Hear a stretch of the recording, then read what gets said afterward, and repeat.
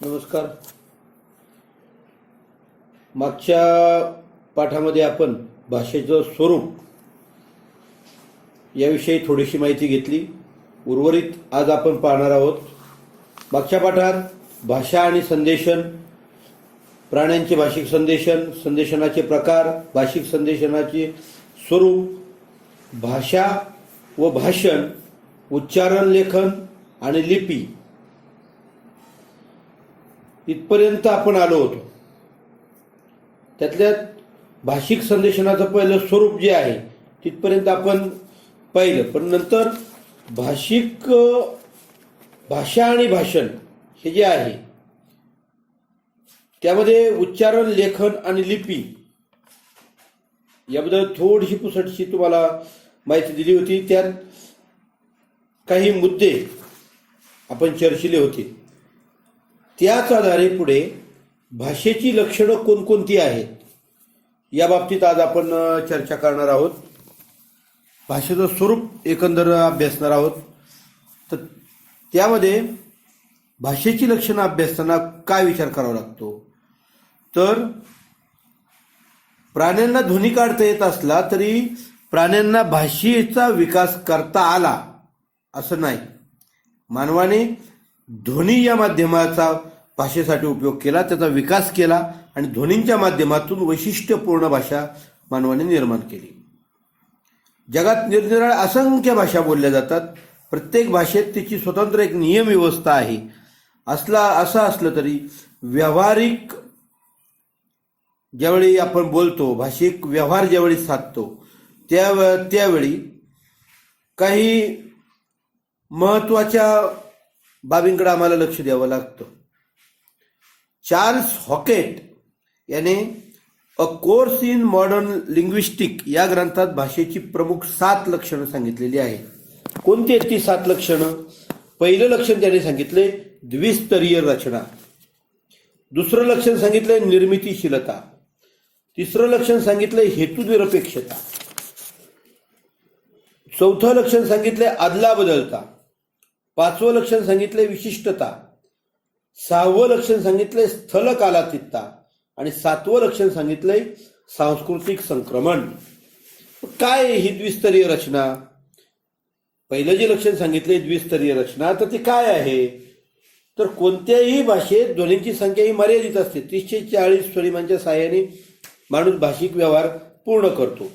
या ध्वनींच्या आधारे भाषाही निर्माण करतो.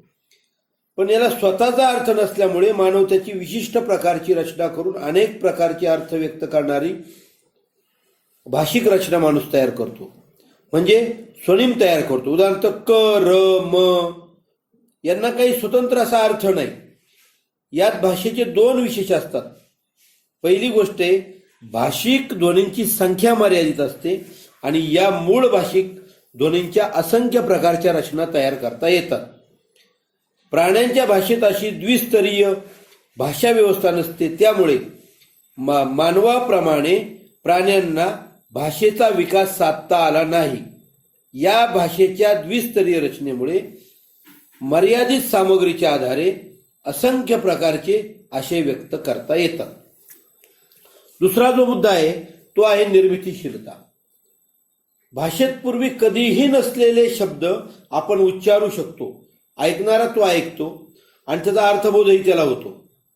भाषेत असणाऱ्या उत्पादन क्षमतेमुळे हे साध्य होते. भाषेला एक नियम व्यवस्था आहे आणि ही नियम व्यवस्था निर्मितीशील असते. मानवाला गरज निर्माण झाली की तो नवीन शब्द तयार करतो. उदाहरणार्थ मग पूर्वीच्या काळी कॉम्प्युटर नव्हते, नंतर हे कॉम्प्युटर आले, शब्द आले, पुढे मग संगणक आलं, कीबोर्ड आला, बरोबर का? असे वेगवेगळे मग ते फाईल आली, ते सगळे जे शब्द आहेत ते आपोआप येत गेले. म्हणजे निर्मितीशीलतेमुळेच भाषेचा विकास होतो. हा मुद्दा आपण लक्षात घेतला पाहिजे. तिसरा जो मुद्दा आहे तो यादृच्छिकता. ध्वनींच्या एकत्र येण्याने जो शब्द तयार होतो त्या शब्दाचा एक अर्थ असतो. शब्द आणि अर्थ यांच्यातील नाते परस्परावर अवलंबून असते. उदाहरणार्थ आंबा का म्हणायचे, सफरचंद किंवा जांभूळ का म्हणायचं नाही, तर त्याला काही कारण आहे ना. प्रथम आंब्याला आंबा म्हटलं तर आंबा शब्द त्यावरून लक्षात येणाऱ्या आंबा फळाला जे नाव दिलेलं आहे त्या नावाला जी मान्यता दिलेली आहे म्हणून त्याला आपण आंबा म्हणतो. त्याच्या पाठीमागे काहीतरी कारण आहे ना. जर आजही सर्व भाषिक समूहाने आंब्याला जांभूळ म्हणायचे, जांभळाला आंबा म्हणायचे, परत किंवा पेरू म्हणायचं किंवा सीताफळ म्हणायचं, असं काय आहे का? असं होऊ शकत नाही. याचा अर्थ हाच आहे की सामाजिक संकेतांवर शब्दांचा अर्थ अवलंबून असतो. अर्थदृष्टीने सर्व मानवी भाषा या हेतुनिरपेक्षता या लक्षणांनी युक्त असतात. याला यादृच्छिकता असेही म्हणतात. परंतु ज्याने कुणी प्रथम ध्वनी समूहाचा उपयोग करून शब्द उपयोजिला आणि त्याला विशिष्ट अर्थ प्राप्त झाला तर त्याला एक प्रकारची हेतुनिरपेक्षताच असते. त्यामुळे यादृच्छिकता किंवा हेतुनिरपेक्षता ही कल्पना अधिक स्पष्ट आणि समजण्यास सुलभ वाटते. भाषेतील हेतुनिरपेक्षतेचे अनेक फायदे आहेत. भाषेच्या हेतुनिरपेक्षता या गुणामुळे जुने भाषिक संदेशन टाकून देता येते. गरजेनुसार नवीन संकेत निर्माण करता येतात आणि हे संकेत बदलता येतात आणि त्या सुधारणा करता येते. त्यामुळे अर्थात बदल होतो. भाषेच्या या गुणामुळे मानवाला कोणत्याही विषयावर बोलता येते. प्राणी मात्र विशिष्ट बाबतीत संकेत करू शकतात. ज्या भाषेत हेतुनिरपेक्षता नसेल त्या भाषेचा अर्थाशी काही संबंध असणार नाही किंवा प्रत्यक्ष संकेत त्या आशयाची खूण असेल किंवा प्रतिमा असेल.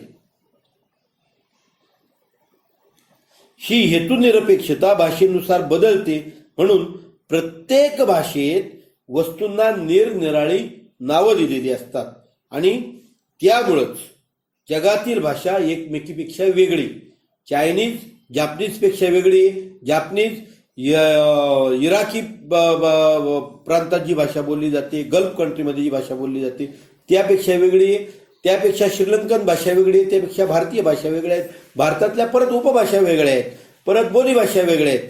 कारण यामध्ये एक महत्वाचा गुण आहे तो म्हणजे हेतुनिरपेक्षता किंवा यादृच्छिकता. चौथा जो मुद्दा आहे तो आहे अदलाबदल. अदलाबदल म्हणजे काय की प्रत्येक बोलणारा हा ऐकणाराही असू शकतो. आज मी हे का केलं असा स्वतःला विचारलेला प्रश्न श्रोता आणि वक्त्याची भूमिका पार पाडण्यास लावणारा आहे. भाषेच्या या वैशिष्ट्याचा खूप उपयोग होतो. एका अर्थाने बोलणाऱ्यांवर नियंत्रण असतं. अरे गप असे म्हणताच समोरचा हे बोलू नको, बोलायला नको किंवा असं त्याच्या मनामध्ये विचार येतात. त्यामुळे बोलणाऱ्यावर नियंत्रण येतं आणि प्राण्यांच्या संदर्भात बाकी हे शक्य नसतं. एक गाढ ओरडायला लागलं की दुसरं ओरडतं, तिसरं ओरडतं. म्हणजे हे जे असतं ना किंवा कुत्र्या वरच्या आळीला कुत्री भुंकायला लागली की खालच्या आळीची त्याच्या खालच्या आळीला ते आरडाओरडा चालू होतो. तसं माणसाच्या बाबतीत नाही. किंवा तुम्ही जर कधी शेतात गेला ना तर कोकिळ आणि कोकिळा ह्या दोघांच्या आवाजामध्ये फरक आहे हे तुमच्या लक्षात येईल. कारण आवाजामध्ये जे भाषिक संदेशन आहे ना ते भिन्न भिन्न आहेत. ते तुमच्या लक्षात आल्याशिवाय राहणार नाही. मानवी भाषेमध्ये बोलणारा आणि ऐकणारा भाषिक आदान प्रदान करू शकतो. त्यामुळे मानवाला आपली भाषिक प्रगती करता आली. अनुकरणाने त्याला शिकता आले. मानवाने नवनवीन रचना तयार करून भाषेचा विकास घडवून आणला. तो आदलाबदल या कौशल्यामुळंच. मग स्पेशलायझेशन म्हणजे विशिष्टता हे काय लक्षण आहे बाबा? पाचवं लक्षण जे आहे ते तर भाषिक क्रियेमध्ये शारीरिक शक्तीचा उपयोग करण्याची गरज पडत नाही. उदाहरणार्थ जेवण तयार आहे. गृहिणीने दिलेल्या या संदेशनाचा अर्थ जेवणाची तयारी पूर्ण झाली, स्वयंपाक करून झाला, ताटं वाढून झाली असा विशिष्ट अर्थ घेतला जातो. याचा अर्थ प्रत्यक्ष कृतीऐवजी ती कृती सूचित करणाऱ्या भाषिक चिन्ह व्यवस्थेचा उपयोग केला जातो. उदाहरणार्थ पानं मांडल्यात, लवकर या. पानं मांडल्यात याचा अर्थ स्वयंपाकाची पूर्ण प्रक्रिया पार पडलेली आहे आणि मग ती झालेली असून अगदी आता फक्त भांड्यातलं तुमच्या ताटात पानात यायचं एवढंच बाकी आहे. म्हणून तेवढं एकच शब्द सांगून जातो, पानं मांडलेत. मग त्यातून ती विशिष्टता आपल्या लक्षात येते. या गुणामुळे मानवाच्या कार्यशक्तीचा बचाव तर होतोच, परंतु भाषिक संदेशनाचे सुलभ त्याने भाषिक संदेशन आपल्याला साधताना माणसं दिसून येतात. 6वा मुद्दा आहे तो आहे स्थलकालातीतता. काय आहे स्थलकालातीतता? तर स्थल आणि काल यांची बंधने भाषेवर येत नाहीत. ही बंधने न पाळता भाषा आपला भाषिक व्यवहार पूर्ण करू शकते. उदाहरणार्थ भूत, भविष्य आणि वर्तमान काळ, तसेच दूरच्या प्रदेशाबद्दल, न पाहिलेल्या प्रदेशाबद्दल भाषा या माध्यमाद्वारे विचार विनिमय साधता येतो. उदाहरणार्थ आपण वेरूळला जातो, तिथं जे कैलास लेणं आहे ते कैलास लेणं हे स्थल न पाहताही आपण कैलास लेण्याबद्दल बोलतो, बरोबर. मग हे जे आहे ते कादंबरीत कधी कधी वर्णन येतं, कधी मानवाने निर्मिलेल्या भाषेचा हा महत्वाचा हा एक विशेष आहे. ती भाषा बोलणारा मानवी समूह किंवा मानव अस्तित्वात आहे तोपर्यंत भाषा कधी मृत होत नाही, हे सत्य आहे. आणि 7वा जो मुद्दा आपण शेवटचा पाहणार आहोत तो आहे सांस्कृतिक संक्रमण, कल्चरल ट्रान्समिशन. भाषेतून संस्कृती संक्रमित होत असते. म्हणून आपल्याकडे लोकसाहित्याची जी मोठी परंपरा आहे, लोकसाहित्यामुळे काय होतं, लोकसंस्कृती जिवंत राहते आणि लोकसंस्कृतीचं वहन, भरण, पोषण हे अखंड चालू असतं लोकसाहित्यामुळं. आणि हे कशामुळं घडतं तर त्या भाषेमुळं घडतं. संस्कृतीमुळेच आपण आजूबाजूच्या वातावरणाशी एकरूप होतो. भाषेचा समृद्ध वारसा एका पिढीकडून दुसऱ्या पिढीकडे जातो आणि तो वारसा नवीन नवीन शब्द भाषेत जमा करत जातो. विज्ञानाचे शोध, तंत्रज्ञान, सांस्कृतिक जीवनातील परिवर्तन इत्यादीमुळे नवीन नवीन शब्द भाषेमध्ये येतात. उदाहरणार्थ दूरदर्शनचा शोध लागल्यानंतर टीव्ही अँटेना किंवा मोबाईल, SMS इत्यादी शब्द भाषेमध्ये रूढ झाले की मानवाला संचित ज्ञान हे प्राप्त झालं. भाषा अभ्यासाच्या काही कक्षा आहेत, त्यामध्ये परत मग शब्दकोश आणि भाषा आहे. भाषा अभ्यासाची मग वेगवेगळी क्षेत्र आहेत.